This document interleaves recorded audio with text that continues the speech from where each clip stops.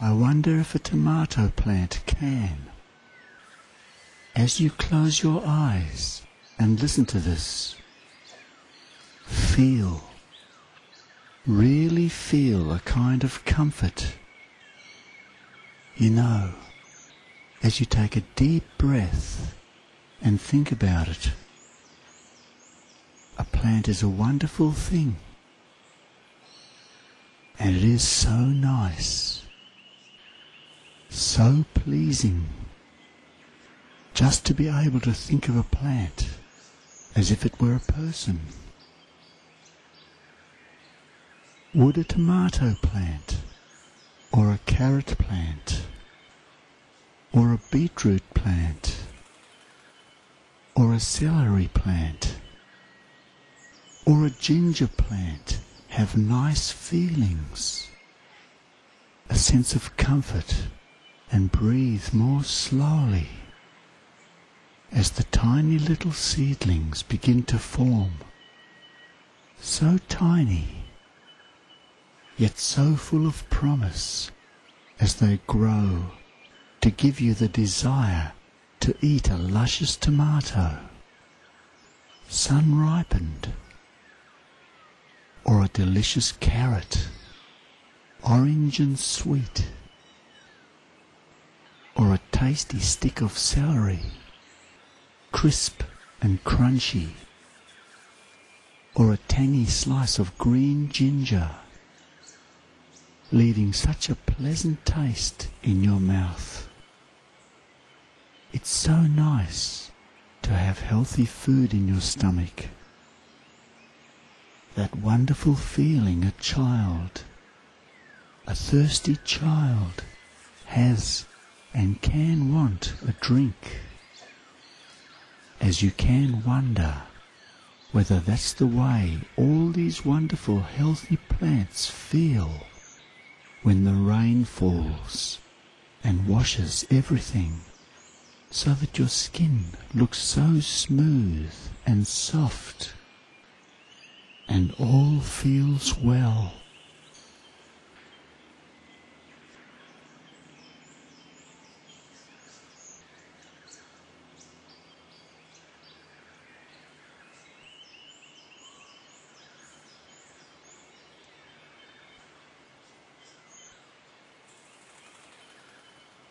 And you can allow your imagination, your sense of creativity to take over.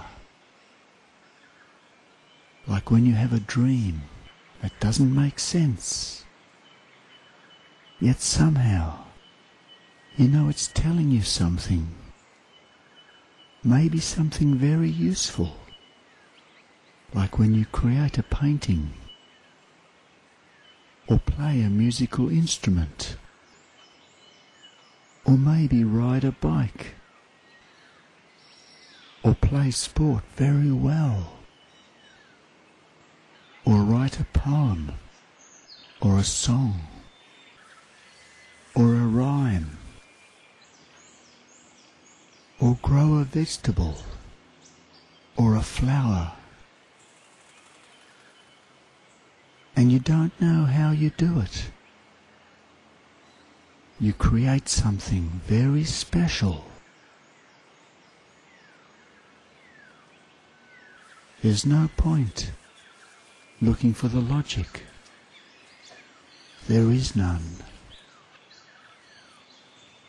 Your creative brain can understand, find a meaning, focus on something useful,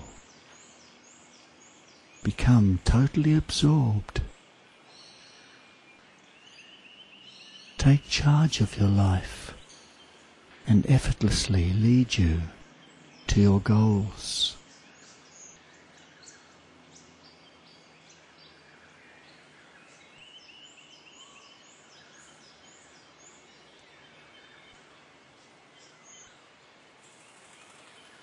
And a gardener can remove all the weeds and can, without meaning to,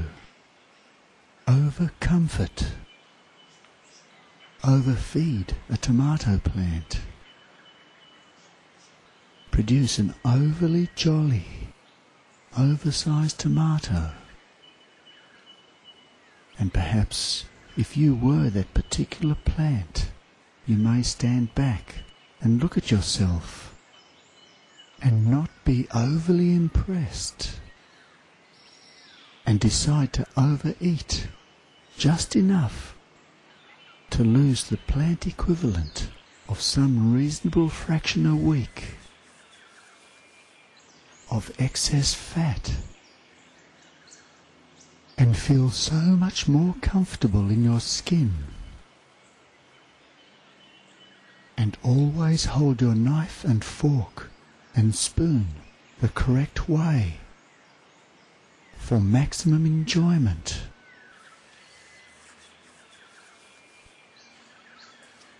And compared to before, eating will become for you a pleasure, the like of which you never experienced before.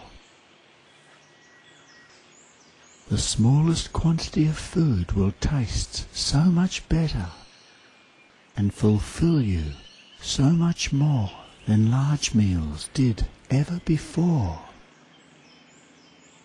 And after swaying back and forth and flexing your muscles against the breeze to grow stronger, it will seem the natural and satisfying thing to do to not eat any unnatural supply of energy just before, even up to 2 hours after exercising in the breeze, and rather just relax and burn up natural body fat stored in your leaves for a much healthier and natural supply of energy for enjoyable and sustainable good health.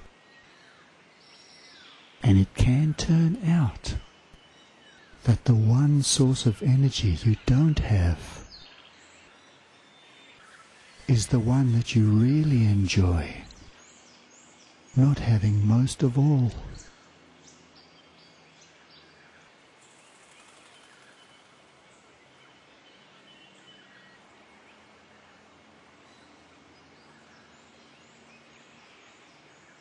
And if there's something that you don't want to have more than a particular amount of anymore, you can find that the more you enjoy having it, only when you really want to,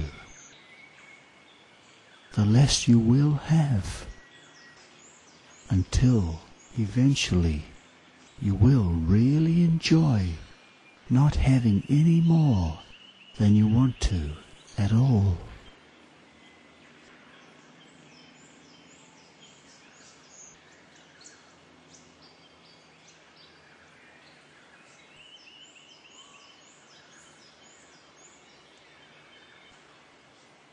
Now that reminds me of a story of a king with a wooden leg long ago, who was as skinny as a celery stick, but thought he was as fat as an oversized tomato.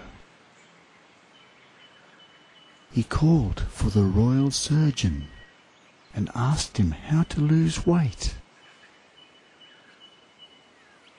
"That's simple," said the royal surgeon.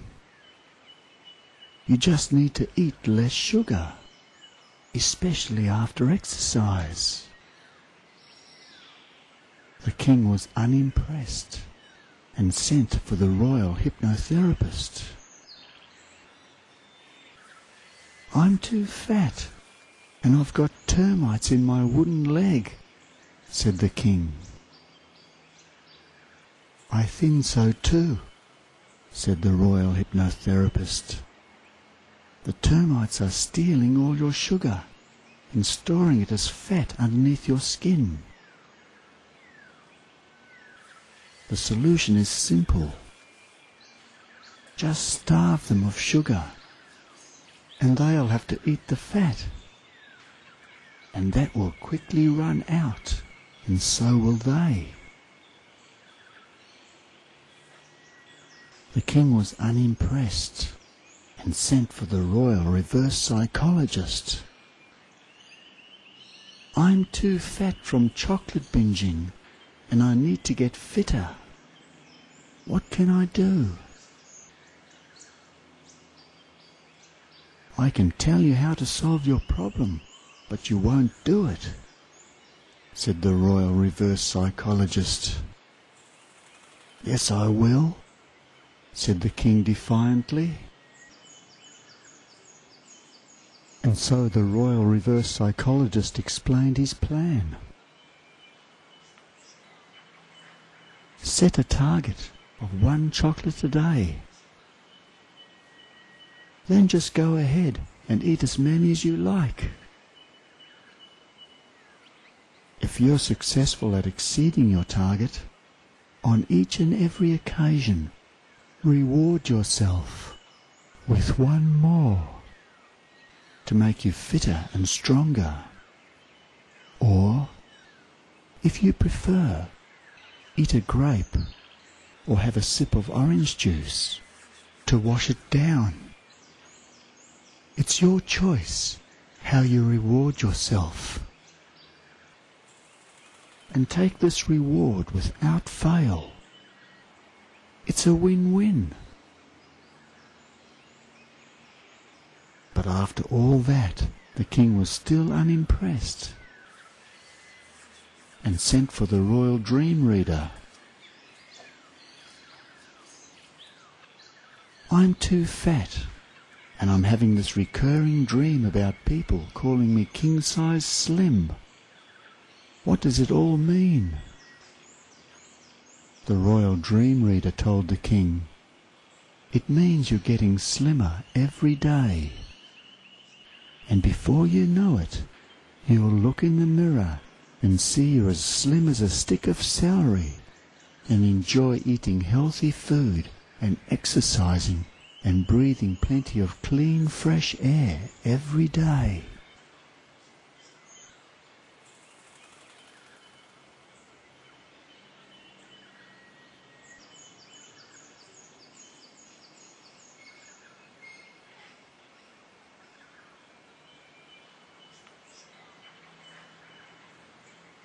And that reminds me of a story of a slightly not so slim, slightly autistic young tomato who had difficulty controlling his temper when his little brother teased him or annoyed him. And he felt he couldn't help himself from lashing out and pushing his brother over quite forcefully, and doing the same thing to the other slightly sarcastic little tomatoes at school. And all the teacher's clumsy efforts to make him see reason using normal logic didn't work. I guess he's heard it all before. And all their logical arguments didn't work last time. So why should they work next time? So he made an appointment with his therapist. But he got into another argument with a slimmer tomato and was slightly late. And he told his therapist there was no way he could change, even though he wanted to. So his therapist asked him to show him exactly how he hit or pushed the other skinny little tomatoes around. Give a full-on demonstration of what he did when he couldn't help himself.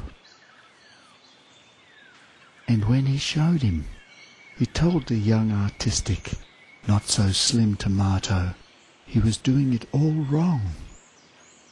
That the correct technique involves holding your hands in a rather awkward inverted position, which unfortunately makes it hard to generate power. But that's okay, because you have to do it right. And there are a few other rules which make it much safer and maybe even take away the need to use physical actions at all. For example, it's a rule that you have to politely explain that you may be going to lose your self-discipline for a minute. And there is no logical explanation to these rules, or the explanation because it's a rule. You just have to accept that you have to change how you do things, even if you don't want to. And by the way, I have another rule. Because you are late today, if there is a more than slim chance you might have a wait even less next time, let me know.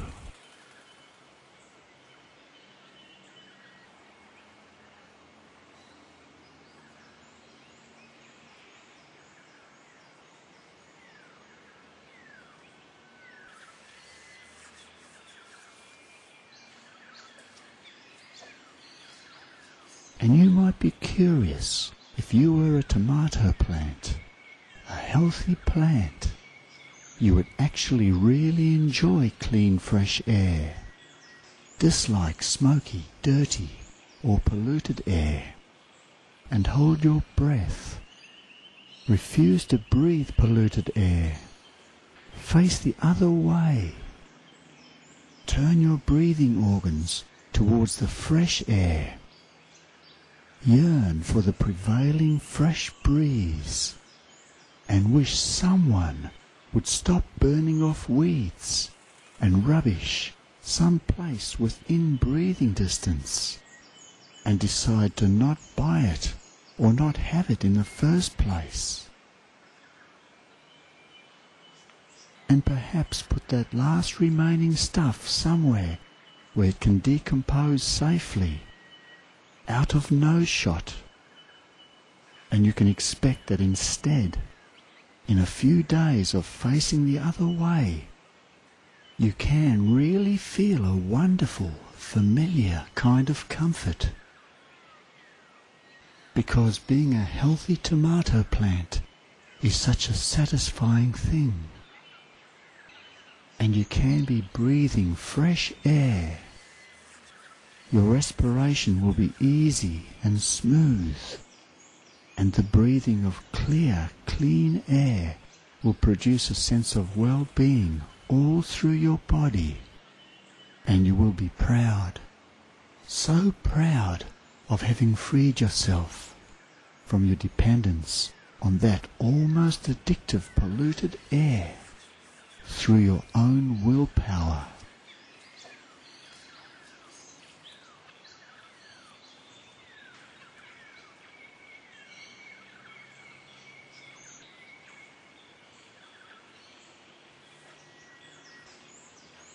Now, if as plants we have two brains between our two ears, one that wants us to keep growing the way we have in the past, and one that has a vision to head in a new direction, the logical left brain says, this is the way we've always done it.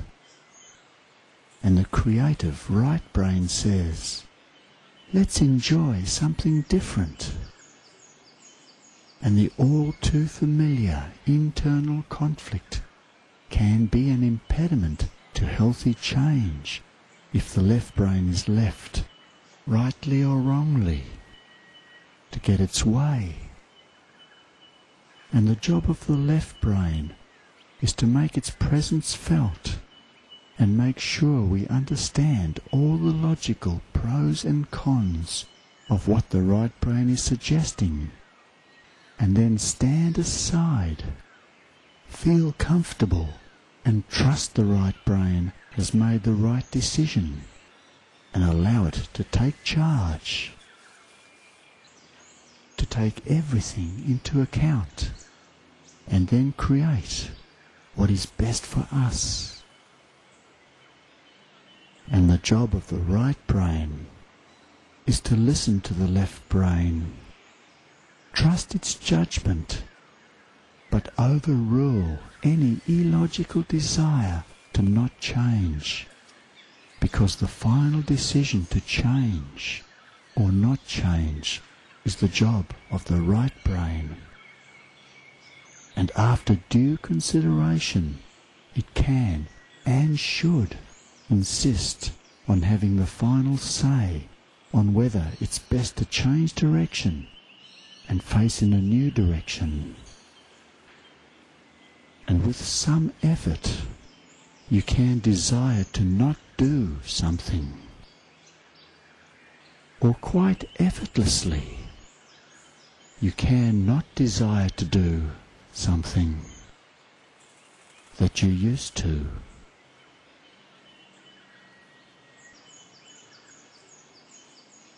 And you can probably enjoy eating more and more and weighing less and less.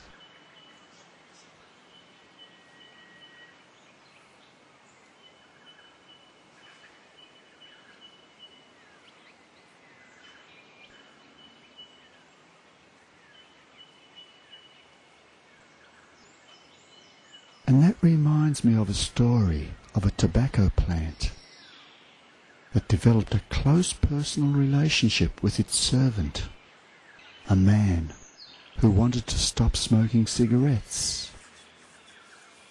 And the man confided in his master and told it that he wanted to work out how to keep his left brain thinking logically so he could do something more useful instead of smoke.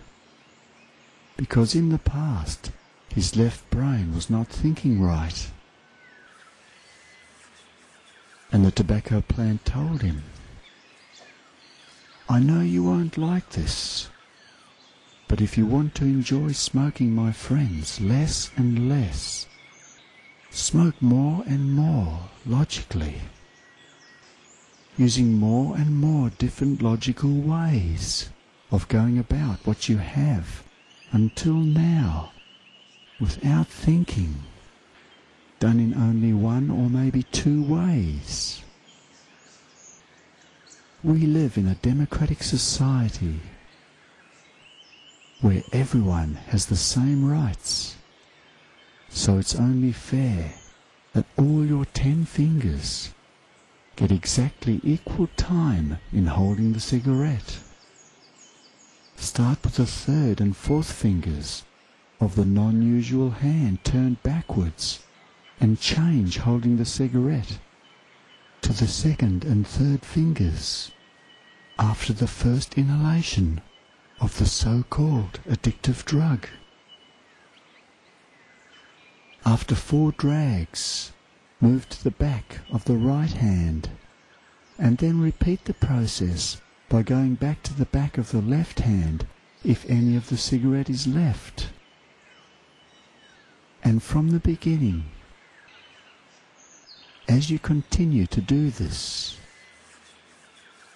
be totally focused and absorbed on every detail of what you are doing as you count slowly and continuously in your head how many seconds you spend on each cigarette position, and make sure they're exactly equal in time, and count how many seconds you draw in and how many you hold your breath, and make sure these times and how long you breathe out for is exactly equal in time each and every time. And commit to this simple and easy to do process, the logic of which is as clear as the air you breathe. And you will not smoke easily if you will not like it. And you can easily decide you'd particularly like to now not do things like you did before. Or you might just as easily decide you'd like to now not do particular things you did before. Would you like to enjoy not smoking more and more?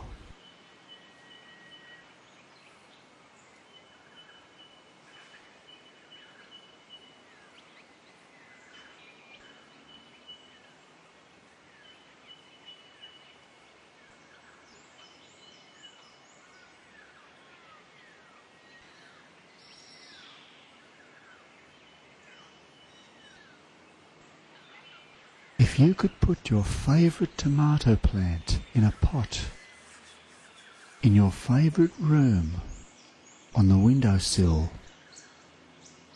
and think about that plant as if it were a person with feelings and aspirations, I wonder if that tomato plant would set itself some high and lofty goals, perhaps achievable goals, like to develop a good-looking body shape and feel really good about that,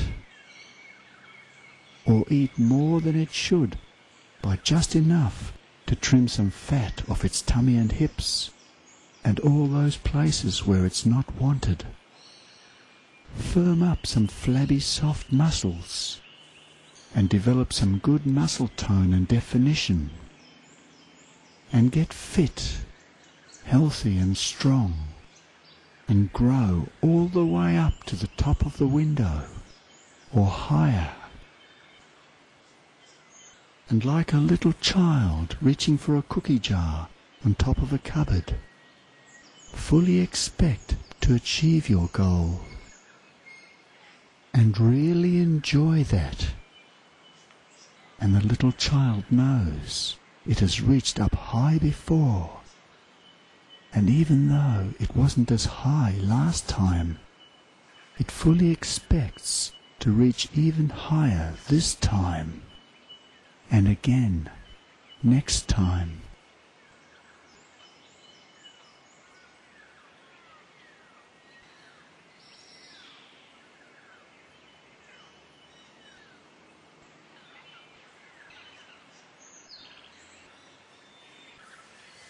And I wonder if your little tomato plant enjoys a restful sleep each night when it can relax, have a rest from photosynthesis, and use the stored energy of the day to repair whatever it needs to, and grow like a little child can imagine, have a self-image, a good self-image, and ask itself questions like, what will I look like when I grow up? And imagine its own body as it wants to be, as it will be when it grows up. It can tell itself, you can grow into your own body. You can grow into your own perfect shape, and ask questions like, what did you have for breakfast? What did you do today that you really liked?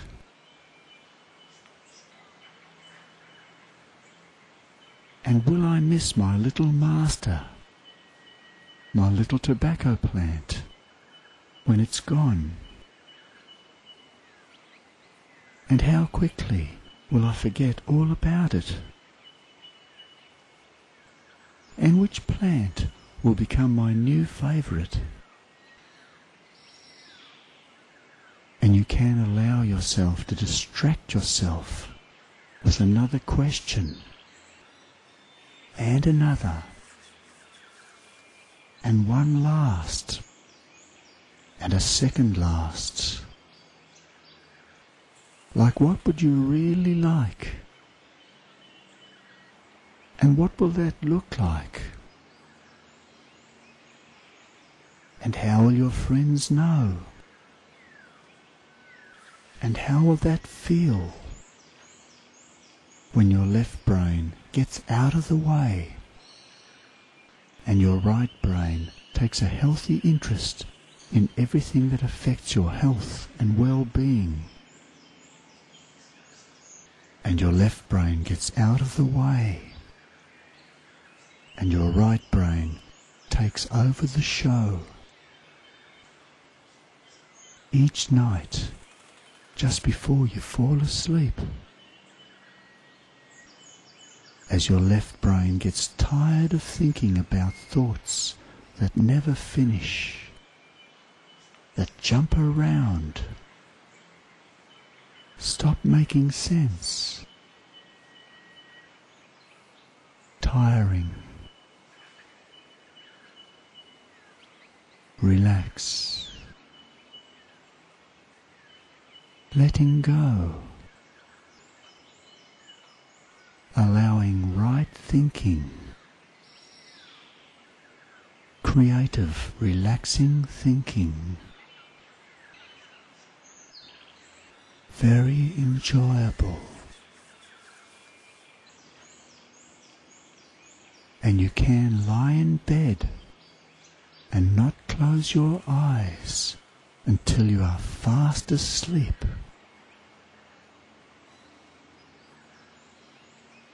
And your conscious thoughts can wander, jump around, and you can just let them. Within minutes, let go. To sleep. Deep. Sleep well.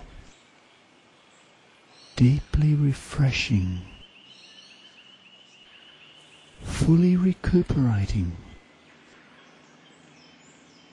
Like a battery. Like a petrol tank. Like the muscles of an elite athlete. Like a little child. Like a healthy and well-tended growing tomato plant. Every day and every night when you need it.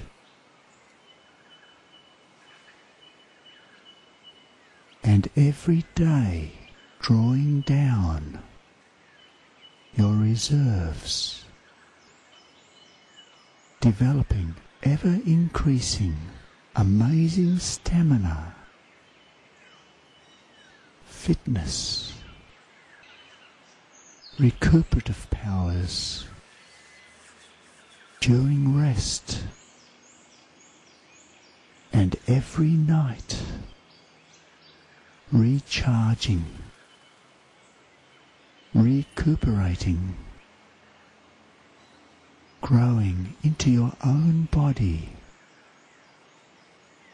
You can grow into your own perfect shape.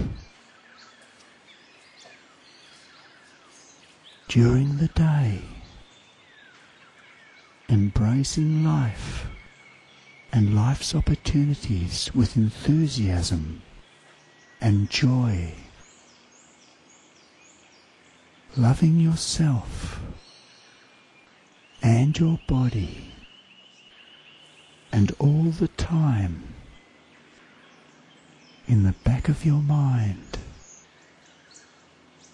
you can be maintaining and watching your health,